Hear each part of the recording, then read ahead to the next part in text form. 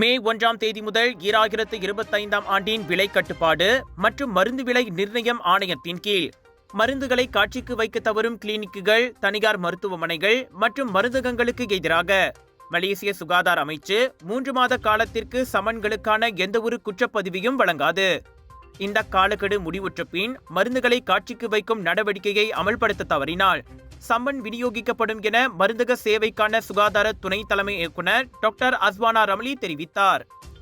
இந்த 3 மாதத்திற்கு ஆலோசனை அடிப்படையில் எங்களது அமலாக்கம் இருக்கும்.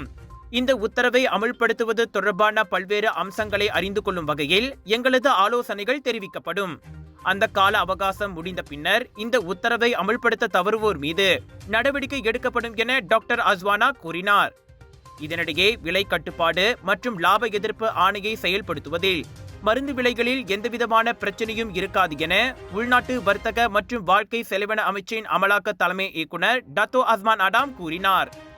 நம் நாட்டில் இந்த துறை முதிர்ச்சி அடைந்திருப்பதோடு தொழில்முறை ரீதியாகவும் இருப்பதாக தாம் உறுதியாக நம்புவதால் மருந்து விலைகளை கையாள்வது தொடர்பான சிக்கல்கள் இருப்பது சாத்தியமில்லை என்றும் அவர் விளக்கினார். மருந்தகங்கள், கிளினிக்குகள் மற்றும் மருத்துவமனைகள் வழங்கும் மருந்துகளின் விலைகளை நாங்கள் தடை செய்யவோ அல்லது கட்டுப்படுத்தவோ திட்டமிடவில்லை என்று அஸ்மான் மேலும் கூறினார்.